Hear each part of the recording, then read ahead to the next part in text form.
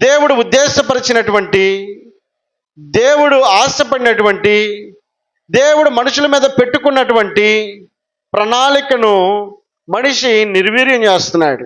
మనిషి దానంతటిని కూడా, ఆ ఆశలన్నింటినీ కూడా అడియాసలుగా మారుస్తున్నాడు.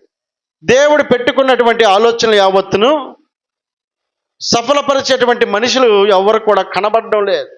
దేవుడు ఎంతో ఆశపడ్డాడు, మీరు ఫలించి అభివృద్ధి పొంది భూమిని నిండించి విస్తరించండి. విస్తరించిన తర్వాత దేవునికి మహిమార్థమై జీవించాల్సినటువంటి మనిషి, దేవుని చేత సృష్టించబడినటువంటి మనిషి, దేవుని గణపరిచేటువంటి వ్యక్తిగా కొనసాగాలని దేవుడు ఆశపడ్డాడు. వాస్తవంగా మనము మన కడుపును పుట్టినటువంటి బిడ్డల విషయంలో ఎన్నో ప్రణాళికలు ఉంటాయండి, ఎన్నో ఆశలు ఉంటాయి, ఎన్నో ఆలోచనలు ఉంటాయి. ఓరకనే ఎట్టకట్టి ఈ భూమి మీద వాడిని అక్కడ కైనా ఆడ పడేస్తే వాడే బతుకుతాడులే అని ఎవరు ఈయనకి అంటారా? ఏమనుకుంటారు? ఒక కొడుకు పుడితే బాగుండే, ఒక కుమార్తె పుడితే బాగుండు, లేదా ఎవరో ఒకళ్ళు పుడితే బాగుండు. ఎన్నో ఆశలండి. వాటి వెనకాల దాగినటువంటి ఆలోచన, తల్లిదండ్రులు పెట్టుకున్నటువంటి ప్రేమ, తల్లిదండ్రులు పెట్టుకున్నటువంటి ఆలోచనలు యావత్తు సఫలపరచగలిగినప్పుడు వారు కనినటువంటి ఆ బిడ్డల యొక్క ఆ పని ఎంత గొప్పగా ఘనముగా కనబడగలుగుతుంది. దేవుడు ఆశపడినటువంటి తీరు, దేవుడు ఉద్దేశించినటువంటి తీరుడు, దేవుడు కోరుకున్నటువంటి ఆలోచనలను నెరవేర్చడానికి మనిషి ప్రయత్నించడానికి ఏమాత్రం కూడా అడుగు ముందుకు వేయడంలా. చెప్పాడు దేవుడు, చేస్తుందేమో మరొకటి. ఆశపడ్డాడు. తొలి మానవుడైన ఆదాము దగ్గర నుంచి ఆయన ప్రారంభించాడు.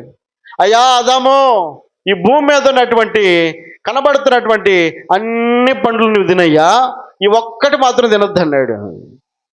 ఏం లోటు చేశాడు ఆదాంకి? అన్ని కళ్ళ ముందు పెట్టాడండి.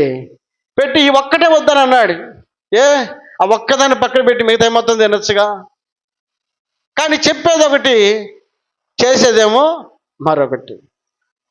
ఈ రోజుల్లో కూడా మనుషులు చెప్పే మాట ఎవరు కూడా వినే పరిస్థితులు లేరండి.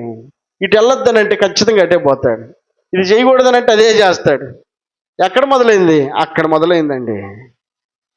చెప్పింది చేయడు, వద్దన్నది మాత్రం ఆసక్తితో చేస్తూ ఉంటాడు.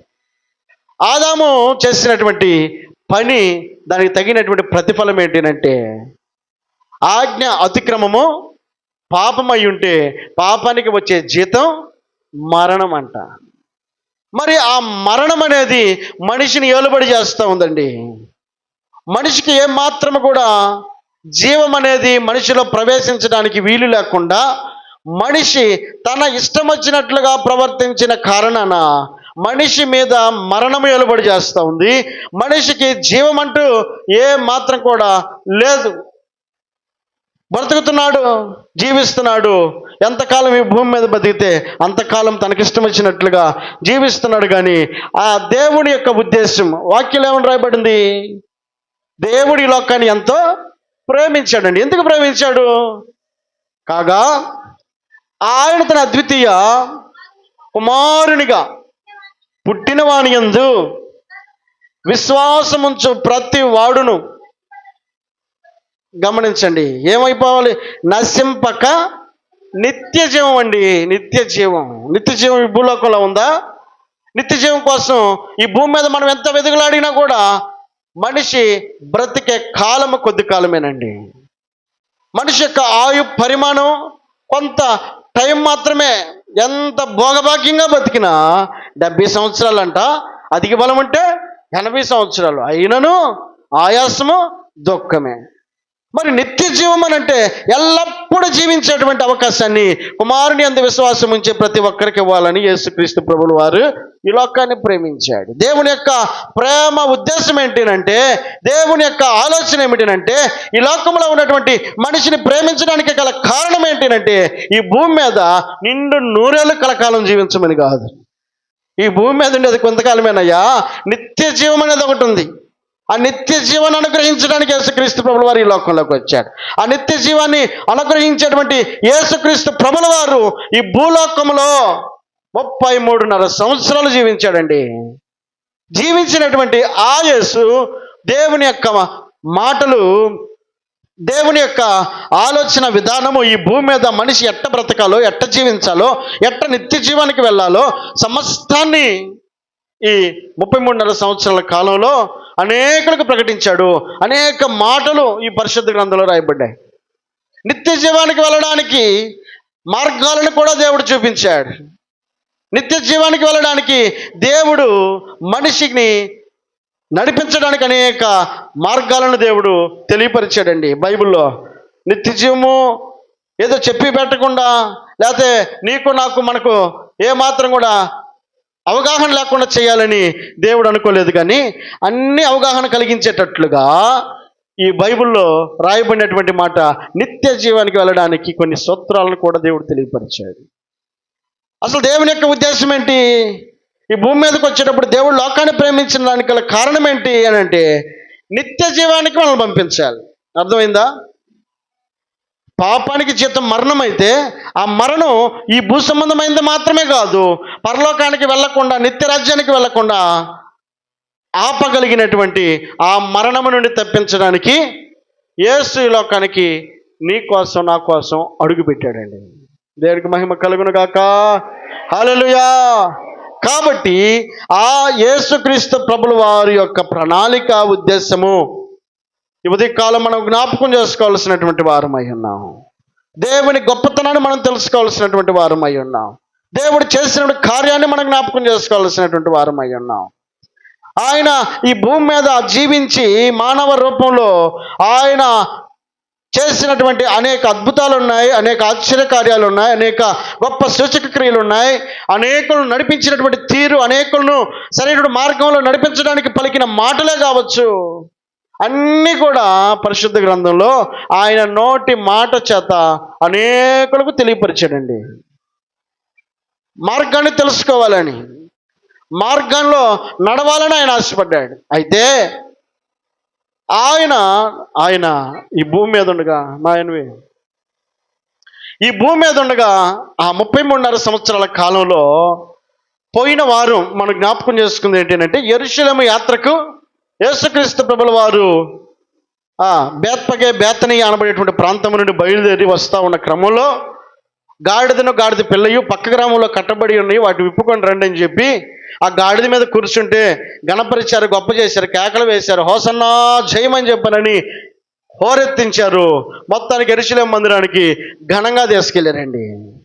తీసుకెళ్ళిన తర్వాత యెరూషలేము మందిరంలో అనేకులు మందిరంగా దాన్ని చూడడం లేదు, మందిరాన్ని వ్యాపార స్థలంగా మార్చుకున్నారు.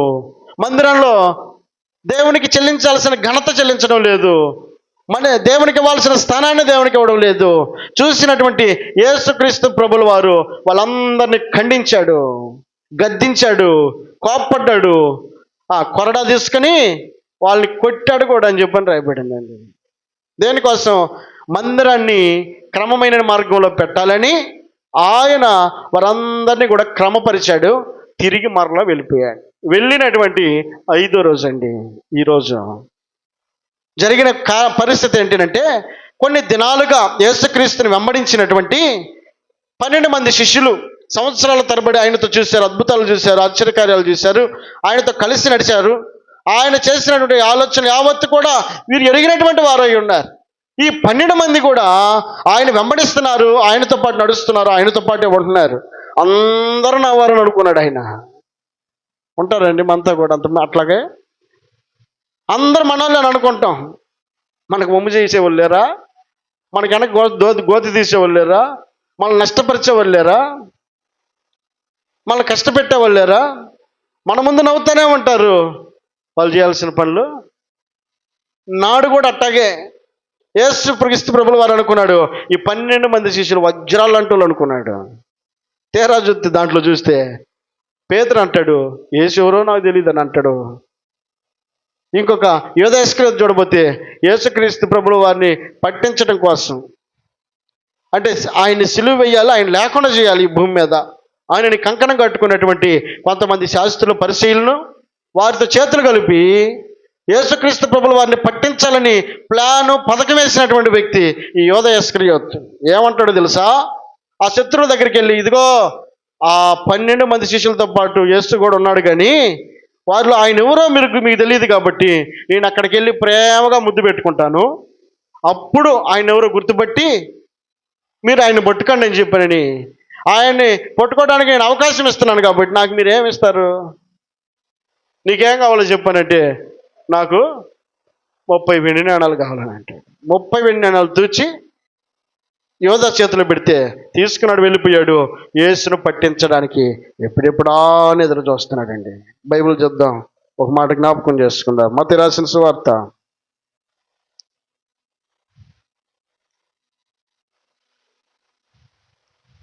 మత్తయి రాసినటువంటి సువార్త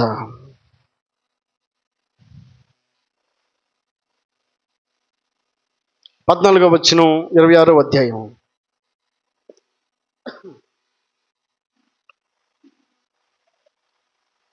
26వ అధ్యాయం 14వ వచనం. అప్పుడు 12 మందిలో ఒకడగు ఇస్కరియోతు యూద ప్రధాన యాజకుల యొద్దకు వెళ్ళి, నేను ఆయనను మీకు అప్పగించిన ఎడల నాకేమి ఇత్తురని వారిని అడిగాను. అందుకు వారు 30 వెండి నాణెములు తూచి వానికి ఇచ్చిరి. వాడు అప్పటి నుండి ఆయనను అప్పగించుటకు తగిన సమయము కనిపెట్టొచ్చుండెను. అప్పటి నుంచి మొదలుపెట్టాడు, ఎప్పుడు యేసును పట్టించాలా అని ఎదురు చూస్తున్నాడండి. నమ్మిస్తున్నాడు, ఆయన చూస్తే నవ్వుతున్నాడు, అవసరమైతే ఆయన కౌగిలించుకుంటున్నాడు, ఆయనతో పాటు ఉన్నట్టుగానే ఉంటున్నాడు. ఆయనకు అన్నీ తెలుసు, తెలిసినా కూడా ప్రేమిస్తానే ఉన్నాడు ఆయన. వాక్యంలో రాయబడిన మాట ఏమిటంటే, ఇక్కడ ఒక మాట జ్ఞాపకం చేసుకుందాం.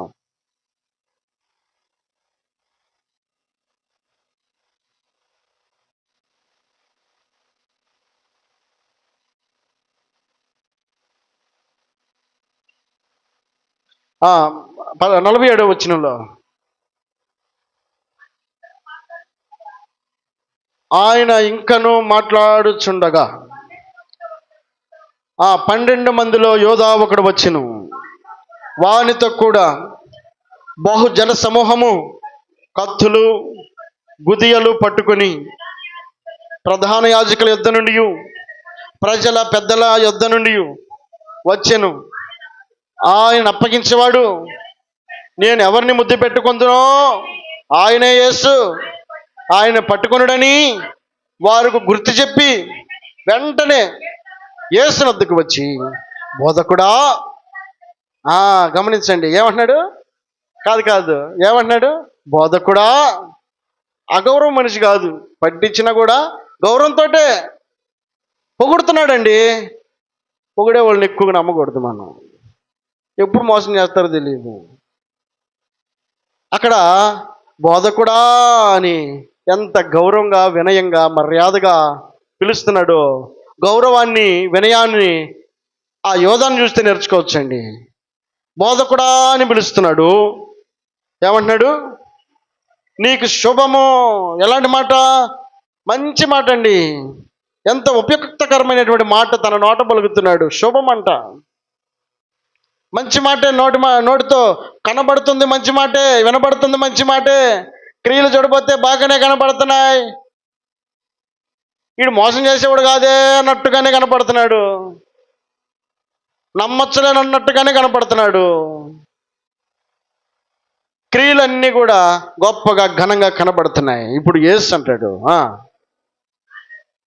ఆయన ముద్దు పెట్టుకుని, యేసు చిలికాడా, నాకు అన్నీ తెలుసయ్యా. చిలికాడా అని అంటే నా ప్రియుడా అని అర్థం. ఏమంటున్నాడు? గౌరవంగా, ఆయన కూడా గౌరవంగా అంటున్నాడు, నా ప్రియుడా, నువ్వు చేయదలుచుకున్నది ఏదో చెయ్యి. నువ్వు వచ్చిన పని ఒకటిలే, నువ్వు చేయాలనుకుంది ఒకటి, నీ ఆలోచనలో ఒకటి ఉంది. ఇంకెందుకు ఈ నటనెందుకు, ఈ గౌరవం ఎందుకు? నువ్వు చేయాలనుకుంది ఏదో చెయ్యి అని చెప్పానంటే వెంటనే రావాల్సిన వాళ్ళు వచ్చారు. అతనితో చెప్పగా వారి దగ్గరకు వచ్చి ఆయన మీద పడి ఆయన పట్టుకొని. చాలండి.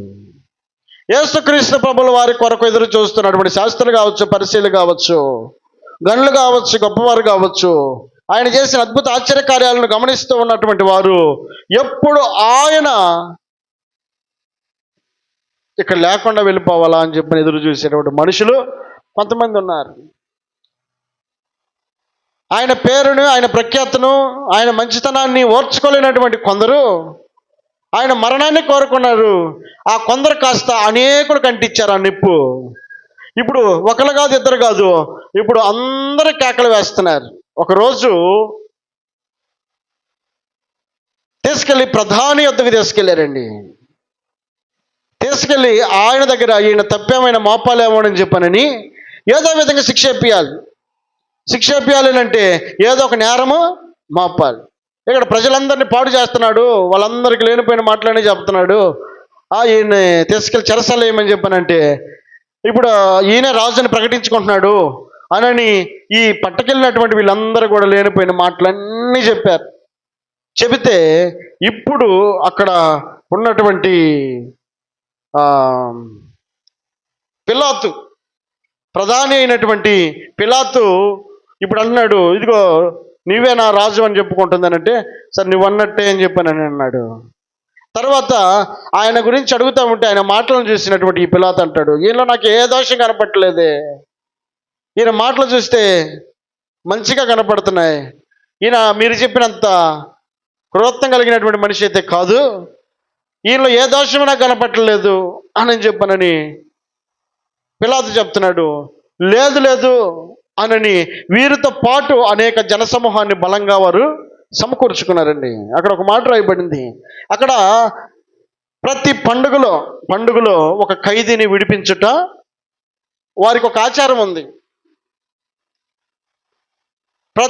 ఆ పండుగలో ఒక ఖైదీని విడిపించేటువంటి ఒక ఆచారం ఉన్న సమయంలో బరబ్బాను పడేటువంటి ఒక దొంగ ఉన్నాడు.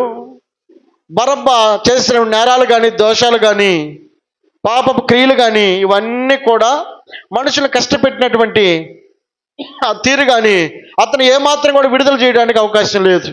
వాస్తవంగా అయితే కరుడు కట్టినటువంటి దొంగ, కరుడు కట్టి మనుషులను బాధ పెట్టినటువంటి వ్యక్తి అండి ఈ బరబ్బా అనబడేటువంటి వ్యక్తి.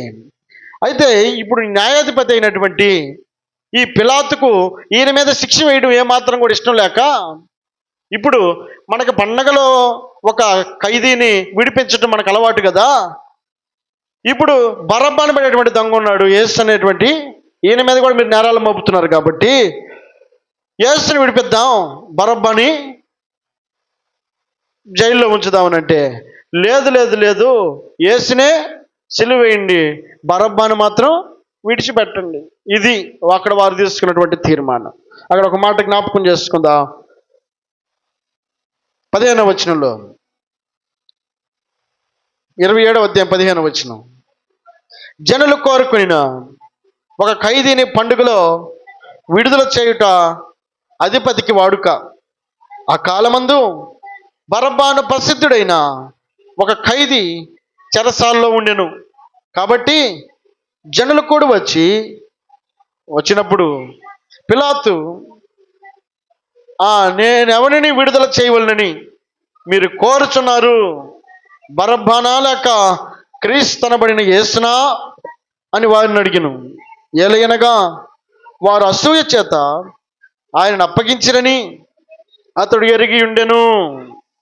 అతడు న్యాయపీఠం మీద కూర్చుని ఉన్నప్పుడు అతని భార్య, నీవు ఆ నీతిమంతుని జోలికి, పిలాతు భార్య అంటా ఉంది, అయ్యా నువ్వు తీర్పు తీర్చేటప్పుడు మంచేదో చెడేదో గ్రహించుకొని తీర్పు తీర్చు, ఆయన నీతిమంతుడు, ఆయన జోలికి నువ్వు పోవద్దు, రాత్రే నా కళ్ళలో కనపడ్డాడు, ఆయన గురించి నేను బాధపడ్డాను, కాబట్టి ఆయన మాత్రం నువ్వు శిక్ష ఇద్దని వాళ్ళ భార్య ముందుగానే చెప్పింది. ఆ మాట గుర్తొచ్చినప్పుడు ఈ ప్రొద్దు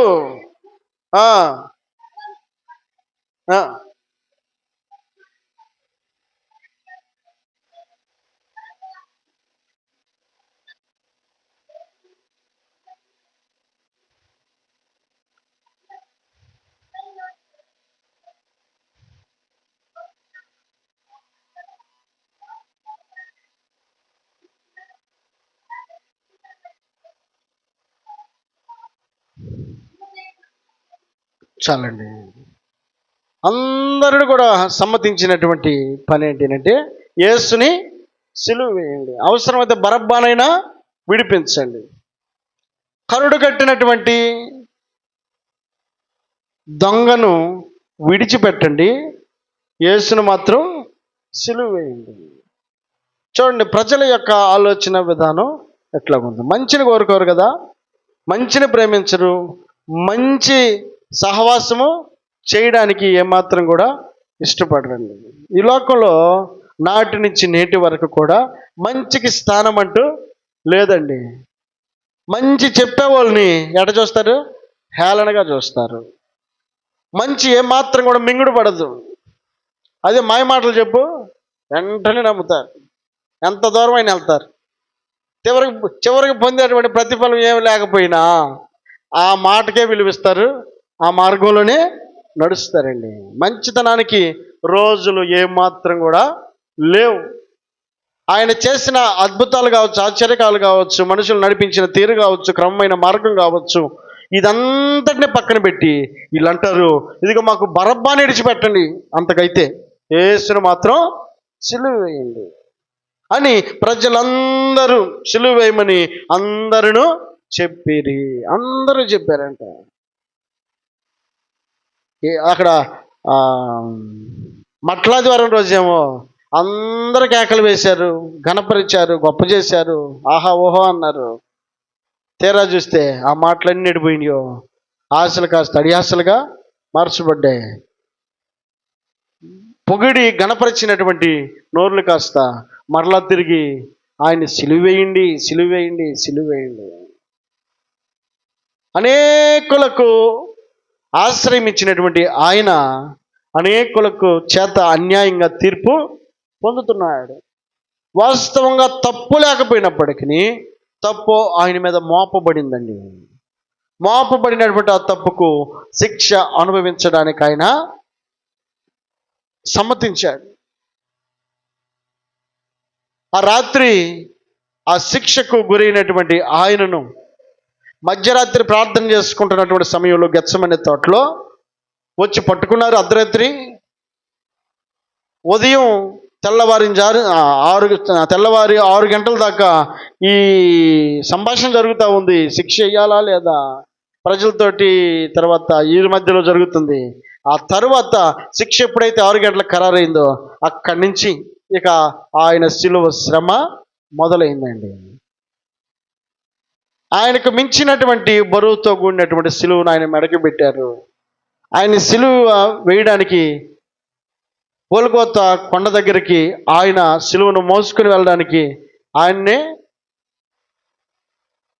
ఆ బరువు బాధ్యతను ఆయనకు అప్పగించారు. అంత మాత్రమే కాదు, ఆయన కొరడాతో కొట్టబడ్డాడు, అలాగే ఆయన ఉమ్మివేయబడ్డాడు, అసహించబడ్డారు.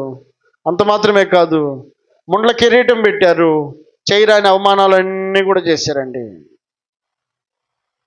ఈ భూమి మీద ఉన్నప్పుడు ఆయన బోధించినటువంటి బోధలు కావచ్చు, ఆయన చేసినటువంటి కార్యాలు కావచ్చు, ఎన్నో ఒకసారి జ్ఞాపకం చేసుకోవడానికి ఎన్నో ఉన్నాయండి.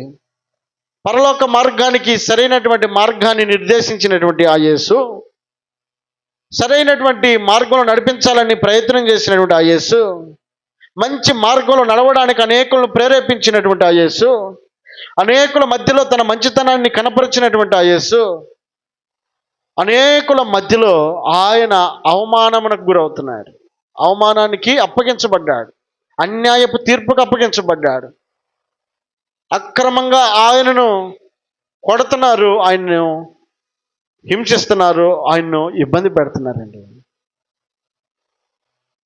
వాక్యంలో మనం చూస్తూ వచ్చినప్పుడు ఆయన వీపు చాలా వలె దున్నబడిందని కీర్తనకారుడు అంటాడండి.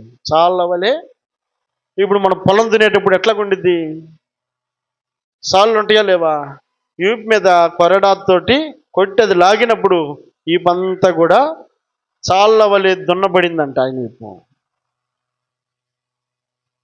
హేళన చేసేటువంటి మనుషులు ఒక పక్క అయితే, అవమానపరిచేటువంటి మనుషులు ఒక పక్క అయితే, కష్టపెట్టి బాధ పెట్టేటువంటి మనుషులు మరొక పక్క అయితే, ఏ నేరము చేయనటువంటి ఆ యేసు సిలువలో తన ప్రాణము పెట్టడానికి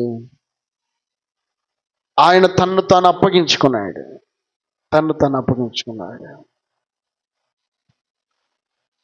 దేవుని వాక్య సెలవిస్తున్నటువంటి మాట ఏమిటంటే, పాపము వలన వచ్చు జీతం మరణం. ఆ మరణమునకు నిన్ను నన్ను మనల్ని అప్పగింపకుండా నీకు నాకు నిత్య జీవం ఇవ్వాలని, మనం బ్రతకాలని ఆయన చనిపోవడానికి ఇష్టపడ్డాడండి. ఆయన యొక్క ఉద్దేశమైన ఆలోచన ఏమిటంటే, మనం బ్రతకాలి అని అంటే ఆయన చనిపోవాలి. వాక్యంలో ఒక మాట జ్ఞాపకం చేసుకుని, ధర్మశాస్త్ర ప్రకారం అట తప్పు చేసిన వ్యక్తి తప్పక శిక్షకు గురవ్వాల్సిందే. ఆకాను దేవుడు చెప్పాడు, యెరికో పట్టణం గుండా వెళ్తుంటే, ఇది శపితమైనటువంటి ప్రదేశం, దీంట్లో ఏది మీరు ముట్టద్దు, ముడితే మీ మీదకి శాపం వస్తుంది అని అన్నప్పుడు ముట్టినటువంటి ఆకాను దాచిపెట్టుకున్నాడు. మొత్తానికి తేలింది. ఒకరోజు బయటపడ్డాడు, ఇతడు దొంగ అని తేలిందండి. తేలిన తర్వాత ధర్మశాస్త్ర ప్రకారం ఆ ఆకానుని రాళ్లతో చావగొట్టెను అని రాయబడింది. అంటే చేసినటువంటి తప్పుకి, చేసినటువంటి పాపానికి రాళ్లతో చావగొట్టడానికి ధర్మశాస్త్రం అంగీకరిస్తుంది. ధర్మశాస్త్రం ప్రకారం ఆకాను చనిపోవాలి. ఆ ప్రకారమే వాళ్ళు చంపేశారు. శిక్ష రావడానికి పాపము కారణమైతే ఆ పాపానికి ప్రాయశ్చిత్తము ఆ మనిషి అనుభవించాలి. ఇప్పుడు నేను తప్పు చేశానండి, పొరపాటు చేశా, జైల్లో పెట్టే పరిస్థితి వచ్చింది నాది. నేను కాదు కానీ నా బదులు కోడినో మేకనో గొర్రెనో తీసుకుపోయి జైల్లో పెట్టయ్యా అని చెప్పానంటే పోలీసు ఏమంటాడు? ఊరుకుంటాడా? ఇక ఎట్ట కనపడుతుందంటారు నీ కళ్ళకి అనని ఇక 4 బిగుతాడు. వాస్తవంగా మనిషి చేసినటువంటి తప్పుకి నోరు లేని మూగజీవుల్ని మనం బలిస్తే పరిహారం అర్థం అవుతుందా? మనం చేసిన తప్పు మనకే శిక్ష కనుక మనమే దాన్ని రెక్టిఫై చేసుకోవాలి, మనమే దాన్ని సరిదిద్దుకోవాలండి, మనమే దాన్ని క్రమపరుచుకోవాలి. అంటే ఆ శిక్ష తగినటువంటి ప్రతిఫలం మనమే అనుభవించాలి, మన మీదే అది నిలిచి ఉంటుంది. వాస్తవంగా మనిషి చేసినట్టు తప్పు మనిషే అనుభవించాలి. దానికి ప్రతిఫలంగా మనం ఇంకొకటి ఏం చేసినా కూడా దాని వలన ఏ ప్రయోజనం లేదు. ఒకప్పుడు తెలియని రోజుల్లో మనిషి చేసినటువంటి పాపానికి కావచ్చు, మనిషి చేసినటువంటి తప్పిదానికి కావచ్చు, చిన్న పాపం అయితే చిన్నది పావురమో లేకపోతే ఏదో గొవ్వో చరిత్ర చెబుతుందండి. చరిత్రలో ఉంది ఏంటో తెలుసా? చిన్న తప్పు చేస్తే గొవ్వ పిల్లో పావుర పిల్లో బలేవమని చెప్పని, ఇంకొంచెం పెద్ద పాపం చేస్తే ఇంకొంచెం పెద్దది, ఇంకా పెద్ద పాపం చేస్తే ఇంకొంచెం పెద్దది. జంతువులు అంటే మనిషి చేసిన పాపాలకి జంతువులు బలి అవుతున్నాయి తప్ప మనిషి మాత్రం ఏమాత్రం కూడా మార్పు కలగడం వల్ల. కాబట్టి మనిషి మార్పు చెందితే తప్ప మనిషి పాపమునకు పరిహారం ఏమీ లేదు అని దేవుడు గ్రహించి ఈ మనుషుల యొక్క పాపమునకు ప్రాయశ్చిత్తంగా ఒక మనిషి చేసిన తప్పుకి మనిషే ఆ శిక్షను అనుభవించాలి గనక ఆ మనిషి ఎలాంటి వాడై ఉండాలి? ఇప్పుడు దేవునికి బలిగా అర్పించేటువంటి ఒక జంతువు ఉందండి, లేదా ఒక గొర్రెపిల్ల ఉంది, లేకపోతే ఒక మేక ఉంది, మనం వధిస్తున్నాము, కుంటిదాన్ని గుడ్డిదాన్ని దేవుడికి ఇస్తారా? ఎలాంటిది ఇవ్వాలి? శ్రేష్టమైనది ఇవ్వాలా లేదా? చరిత్రలో ఉంది అది. దేవునికి బలిచ్చేటప్పుడు శ్రేష్టమైనదై ఉండాలి. అది పనికిరాంది ఆయన అంగీకరించడు. కుంటిదాన్ని గుడ్డిదాన్ని లేకపోతే ఇంకో దాన్ని అంటే నేను అనేటువంటి మాట ఏమిటంటే శ్రేష్టమైనది దేవునికి ఇవ్వాలి.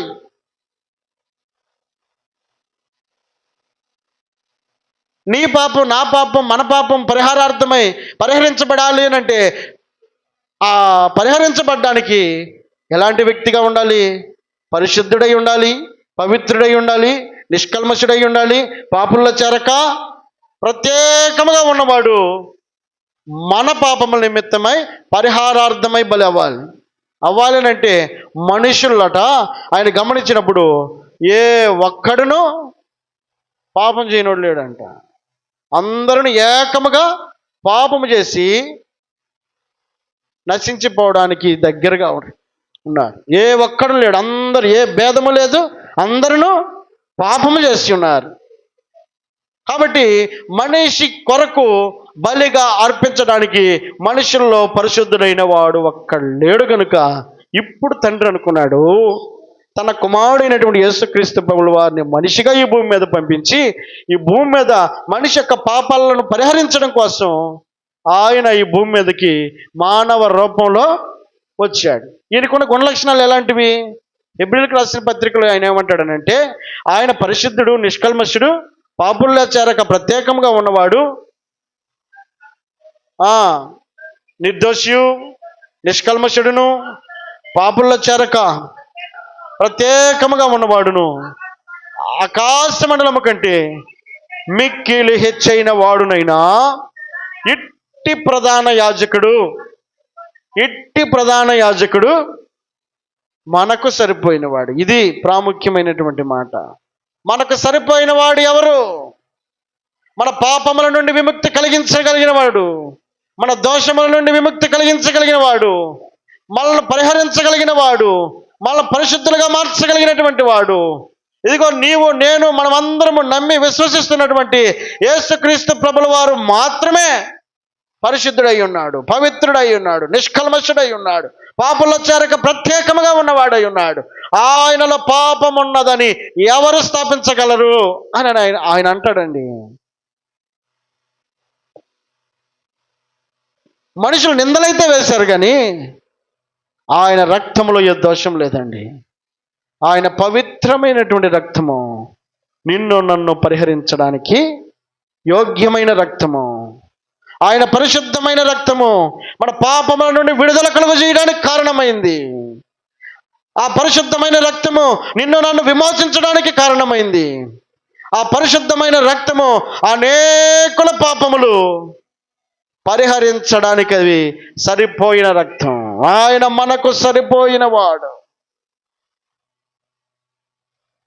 ఆ సరిపోయినటువంటి దేవుడు నీ కోసం, నా కోసం కల్వరి గిరిలో తన ఆఖరి రక్తపు బొట్టు వరకు తన ప్రాణాన్ని పెట్టాడండి. కారణం ఏంటి? నిన్ను, నన్ను, మనలందరినీ కూడా ఆయన యందు విశ్వాసం ఉంచి ప్రతి వాడును నిత్య జీవము పొందుటకు ఆయన మనకు అనుగ్రహించబడను.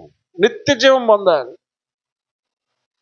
ఈరోజు నీవు, నేను, మనమందరం కూడా చేసిన దోషమునకు పరిహారము ఆయన చెల్లించాడు కాబట్టి, అయ్యా నేను ఈ పాపం చేశానయ్యా, వెళ్ళిపో, అయిపోయిందండి. నువ్వు అడగాలే కానీ నీ అడిగినటువంటి మాటకు ఆయన విలువగా నిన్ను ఎంచడానికి ఆయన ఇష్టపడుతున్నాడు. దేవునికి మహిమ కలుగునుగాక. హల్లెలూయా. ఈ భూమి మీద నీవు, నేను, మనమందరము కూడా నశించిపోవడం ఆయనకి ఇష్టం లేదండి. కాబట్టి నశించిపోవడానికి ఇష్టం లేనటువంటి దేవుడు నిన్ను నన్ను ప్రేమించాడు. ప్రేమించిన దేవుడు తన ప్రాణాన్ని పెట్టడానికి ఇష్టపడ్డాడు. జీవితంలో ఏ మనిషి అయినా సరే పుట్టినప్పుడు ఏదైనా ఒక్క మాట స్టార్టింగ్ మాట్లాడుతున్నాడు అనుకో, ఎంత ఆనందపడతామండి, ఎంత సంతోషపడతాం. మామ అంటున్నాడు, లేకపోతే అత్త అంటున్నాడు, ఏదో వాళ్ళ నోట్లో నుంచి అసలు అనలా తాత అన్నాడు, వాడికి తెలియదు అసలుకి. అయినా కూడా దాంట్లో కూడా మనం ఎంత మురిసిపోతాము. తాత అన్నాడు అనకుండానే. అట్లాగే మనిషి చనిపోయేటప్పుడు కూడా చివరి మాటలు కొన్ని ఉంటాయి, అవి కూడా చాలా వాల్యుబుల్. అమ్మా బిడ్డలందరూ జాగ్రత్తగా చూసుకో. ఆ ఒక్క మాట అనిన తర్వాత నష్టపడి చనిపోయింది అనుకో, ఈ మాట ఎంతమంది చెబుతాం మనం? ఆ మాట జ్ఞాపకం చేసుకున్నప్పుడు ఎంత బాధలోకి వెళ్ళిపోతాం. నాకే చెప్పింది, ఏం చెప్పానని, లేకపోతే ఆ బాధ్యత నీ మీద ఉన్నట్టుగానే నీ ఫీల్ అవుతావు లేదా? ఆ మాటలు ఎంత ప్రాముఖ్యత సంతరించుకున్నాయి. చివరి మాటలు చాలా ప్రాముఖ్యత సంతరించుకున్నాయి. మా అమ్మ కూడా చనిపోయేటప్పుడు మేము మాట్లాడే మాట, ఒక్క మాట కూడా మా అమ్మ తీసుకోలేదు. ఒక్కతే ప్రార్థన చేస్తున్నాం, చుట్టూ ఉన్నాం, ప్రార్థన చేస్తున్నాం, కళ్ళు మూసుకొని ఉంది, ఆత్మలో ఉంది. నువ్వు గొప్ప దేవుడు అయ్యా, నువ్వు నన్ను తీసుకో, నువ్వు గొప్ప దేవుడు అయ్యా, నువ్వు నన్ను తీసుకో అని అంటా ఉంది. నా కళ్ళతో చూస్తున్నాను, అట్లాగే ఒక పక్క కొరిగిపోయింది. ఇంకా మాట్లాడుతూనే ఉంది, చనిపోయింది. అంటే చివరి మాటలు అనేవి చాలా ప్రాముఖ్యమైనవి కదా. యేసుక్రీస్తు ప్రభుల వారు కూడా శిలువ మీద తన ప్రాణం పెట్టే ముందు కొన్ని మాటలు మాట్లాడాడండి. ఆ మాటలు ఎంతో విలువైన మాటలు.